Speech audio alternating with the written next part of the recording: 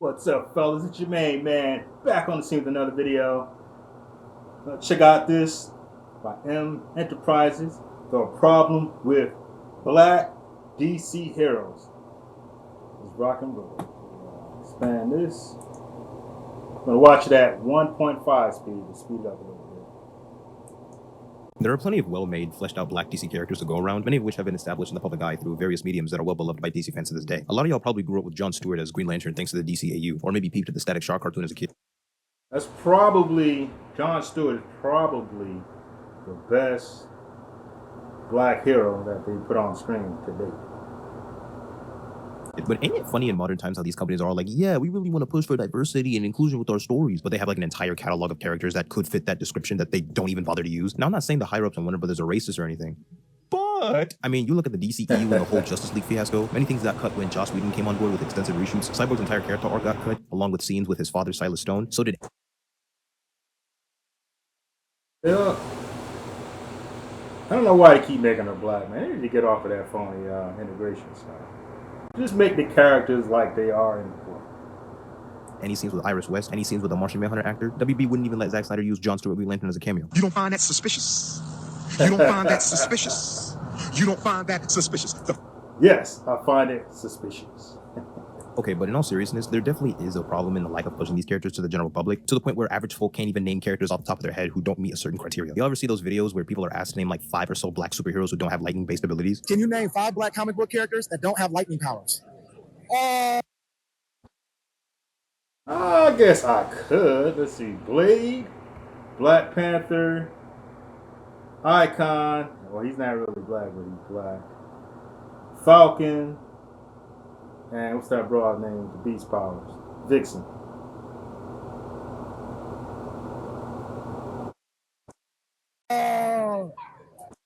Four. I'm gonna throw Luke Cage in there just to make sure it's fine. I'm about to say Storm. That's his Static Shock. Yeah. No, he has the electrics. Can you name 5 black characters in fiction that don't have lightning abilities? He has lightning. We got fiction in general. I don't know why this is so hard on camera. The popular question to ask is if DC even acknowledges characters who aren't Batman, but the question we really need to be asking is, I just want to know where my niggas at. I'd imagine a select few of internet folk out there would complain about my content being quote-unquote too negative. Bro, you're always hating on DC, stop complaining all the time. I don't give a fuck, man. I'm sick of you always thinking you know what's best for me, dog. I always find it hysterical when internet niggas moan about the style of content of a person they themselves choose to watch. Not sure how pointing out characters that are neglected or mistreated by a company is considered hating on... Well, they do. Even when they first started creating black characters, DC was not good at it. And that's the problem I have with race swapping, is that they have a whole catalog full of black heroes that they could use and they won't use them. Like, to me, instead of trying to do the black Superman thing, do Icon. I would tweak it a little bit from his origin story, but do Icon. Now, his story is virtually identical to Superman. He's a knockoff of Superman. Come on.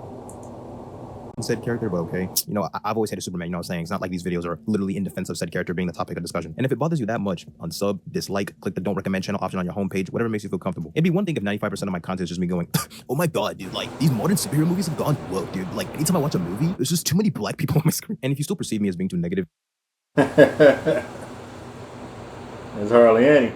I mean, if you're a black man in today's weirdo world, you have to be LGBT. You can't just be straight up man's man. instead of a guy just keeping it real, I don't give a shit. It's fine. you know we got some problems when you got folk out here thinking Black Lightning and Static are the same character, or some people not even recognizing Static as associated with DC. Wait. Why the fuck was Superman there? Is Static Shock part of DC? Yeah. I remember a long time ago, it was announced they were working on a Static Shock movie produced by Michael B. Jordan, but in typical WB DCEU fashion, the project went absolutely nowhere with no significant updates announced since. I don't think they've ever even officially canceled it. There has just been no info on it. The script that Randy McKinnon is writing for the live-action feature film version of Static is, you know, he's hard at work right now. We're going to be getting that soon. And he's a popular character, so what's the problem? Let's see what this guy has to say. So live-action Static Shock is a real thing. That's in the works. You know, Warner Brothers is excited about it. We're excited about it. Michael B. Jordan's excited about it. Michael B. Jordan's producing the movie with us. So that was a fucking lie. Whenever a DC animated movie is announced, it's always set to release within the same year or the following year of its initial announcement. I don't recall many, or if at all, any DC animated films where the film didn't release not too long after it was revealed. Well, that is if I don't count the announcement of the Milestone animated movie. Right after they had Copyright break. Terrible artwork. reconfirmed the existence of a live-action Static movie, they announced for the first time at DC Fandom 2021 they were going to make an animated Milestone. Not terrible, bro. I don't like the way it looks. Movie featuring the heavy hitters of the Milestone universe, which includes Static. Here's the new announcement that no one knows yet. This is Fandom breaking news, which is the first Milestone animated feature film is now in the works. You know, we just hired an amazing writer. And if you guys have been reading Hardware, you know how dope he is as a writer. Brandon Thomas Brandon Thomas has been hired to write our screenplay for our animated feature, and in conjunction with Warner Brothers. And we're very excited. Let's take that break, 'cause I don't know how long we can play the video without them bitching about copyright. That's another reason why I speed it up. About that. That's going to be a massive project Massive. with more than one character. That was almost 3 years ago, and there's not been a single update on this movie since. I'm not even kidding. This is honestly one of the rare occasions where I've seen an announcement of a DC animated project, and to my knowledge, with no progress being made. It might be unfair to make assumptions, but if there was any progress made on this movie, it probably would have came out at least a couple years ago. Man, thinking back on it, that whole DC Fandom event was just a bunch of empty promises. Now, what you're going to see here is Yeah, these guys, Warner Brothers, Disney, they're run by idiots. You have a built-in fan base, easy money. You can print money, and you rather cater to 2 people on Twitter. Guys are dumb. is why the hierarchy of power in the DC universe is about to change. Milestone Comics was created by Dwayne McDuffie, Dennis Cowan, and Michael Davis in the 90s to combat racial stereotypes and a lack of diversity seen in comics. This new initiative spawned the creation of characters like Static, Hardware, Icon, Rocket. They eventually approached and reached a deal with DC Comics where they would publish and distribute Milestone books, but the creatives at Milestone still had full creative control of their stories. Unfortunately, Milestone Media was shut down in the late 90s due to struggling to maintain strong sales numbers, along with some pushback from retailers on the more mature stories that were told in Milestone Comics, and the comic industry as a whole during that time period had a major down. And it didn't sell well. There's not enough black geeks out there. Or maybe stories weren't that good. You know, I didn't really keep up with it. I have like one iconish. That's when he was fighting Superman. That's it. Downturn, but some of those characters were able to live on in a couple adaptations, more notably the Static Shock cartoon in the early 2000s. In 2008, it was announced that the Milestone universe and its characters would merge into the main DC Comics continuity, so you'd see Static be a member of the Teen Titans for a little bit. He also got a short-lived solo series during the launch of the New 52 in 2011. In 2020, DC announced the return of Milestone Media with a renewed partnership aiming at bringing Milestone's iconic characters back to the forefront. So you have new modern comic titles on Static, Icon and Rocket, Hardware. Characters like Icon and Rocket were seen in Young Justice. You'd never really see Icon too much, but there was a little bit of screen time given to Rocket here and there. I nominate Icon for lead membership. Because you suspect Icon might be Kryptonian like you did with Captain Marvel? Icon interests me also, as does his protege, Rocket. You know, I haven't seen this. I haven't been keeping up with stuff lately. A lot of stuff is probably on like streaming services, and I'm not paying for this. And I'm not looking for the pirate version either. I'm somewhat out of the loop. I was the one who convinced Icon to become a hero in the first place. I should be outside celebrating with him, not hidden away in here. Static was another character who appeared in Young Justice, first appearing in season 2. You'd think he'd have more of a role or a purpose, or else why even bring him into the show at all, but nope. You don't see him become a team player until like the second half of season 3, where he's just delegated to being the guy on the team who can't get a girlfriend. I gotta get it. Not that. Come on, man. girlfriend. We got you good. Gotta get a girlfriend. Are you? Come on! I've gotta get a girlfriend. Those hero boys are pretty cool, man. And not just cool. Well, he's like Finn in Star Wars, chasing Rey. That's all he did was chase Rey. Couldn't get no booty, you know. They just be doing us dirty in these damn movies. Hot. Yeah. Oh, friend of theirs. Sure you are. You gotta get a girlfriend. Look how they massacred my boy. A lot more screen time was given to Black Lightning in Young Justice Outsiders, where you see some of his guilt as a hero in the beginning. And there was a lot of potential to see cool elements with his character, but I feel like there was just way too much time. Right, guys. on his relationship with that one doctor before she ends up betraying him and the rest of the team. Then at the end, he becomes a leader-like figure of the Justice League. Now, normally this wouldn't be a problem, but the show was called Young Justice. I thought this was supposed to give emphasis on the younger generation of heroes and fleshing out the characters, or at least the heroes who were the forefront in season 1. It would have been nice to see Black Lightning take on a mentorship role with Static, which was slightly teased in season 2. I'm not surprised. You show real potential for this kid. You ever need a mentor, Virgil? You just let me know. Now, Harry Payton is a phenomenal voice actor. Not only is he the voice of Cyborg in the Teen Titans cartoon, but also the voice of Aqualad and like nearly every other Black character in the show. There's also the Black Lightning TV series. Oh my God. but there's So only one guy gets to voice the black character. your first album right there. It's on the CW. I like the idea of the show putting emphasis on Jefferson and his family, with both his daughters gaining abilities and whatnot. On the flip side, it came to the point where a lot of the major focus. Yeah, they did Black Lightning dirty in that whole Crisis on Infinite Earths on the WB. It's like he barely even existed in there. Wouldn't be on Jefferson Pierce himself. My God, his wife or former wife Lynn would get on my last nerve. So would his daughter Jennifer. But I will say the villain Tobias Whale's Uncle Ruckus type energy anytime he was on screen was genuinely the funniest thing ever. You know how that goes, Dad. Sit your weak monkey ass down. All the people of Freedom learned that the Pierce family is the chocolate-covered Incredibles. And I have to wonder why I haven't seen your blistering black ass playing dress up lately. You big lip bug-eyed nappy-headed Nimrod. That black son of a bitch keeps rising. But Black Lightning was kind of boring. The whole storyline. From the dead. How is it you never seen the age? I keep saying black folks got to get off of that fried chicken and watermelon Kool-Aid diet. Plus, I do my best to stay out of the sun. The character was known to be a prominent team player in Batman's team of outsiders in the comics a few times, gaining a lot of respect from Batman himself as he strives to be a symbol of hope, demonstrating effective leadership qualities and a collaborative approach to teamwork in the field. He has a lot of potential with his abilities, often holding back when attacking enemies, with his raw power also being something deemed noteworthy and pointed out by Batman, since he has a lot of respect for Jefferson, despite the fact that Jefferson often disagrees with Batman's methods from time to time. If I'm gonna keep it a buck, when it comes to the core roster of the good artwork right here. Justice League, I never cared too much about Cyborg being a part of the main cast or a founding member. He's always been, to me, much better handled with the Teen Titans or Titans cast, as the dynamics and bonds there feel a lot more personal. I don't think it was a good idea to replace Martian Manhunter with Cyborg as one of the 7 founding members of Yeah, it wasn't. That was a terrible idea. The Justice League in the New 52. You could say, well, it's because the Justice League lacked a black character, so it was only fitting to put him on the team. So you mean to tell me there were no other alternatives or characters that would have been better picks considering the other potential options have. Why did they just do Icon?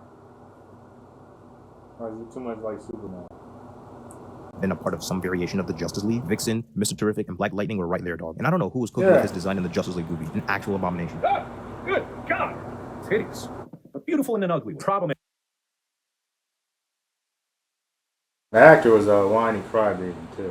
Area is up here. All of this going on up here is what's causing me the most physical discomfort. As I mentioned earlier, an unfortunate part in the implementation of Cyborg's character in the DCEU is the controversy surrounding Ray Fisher and what happened with the Justice League reshoots. The actor basically went on Twitter to explain the on-set treatment from Joss Whedon and the unprofessional behavior that was going on. From the different things we've heard, not just from Ray Fisher, but other sources as well, the Justice League reshoots were just a complete disaster, all the way from Henry Cavill's CGI mustache to actors not wanting to film uncomfortable scenes. Given Whedon's track record, none of this is surprising, and cutting out so many of Cyborg's scenes was a damn shame. Literally an entire character arc taken out of the film, but nah, we gotta have more jokes in there. Bro was a hard That could appear to be Istaphobic.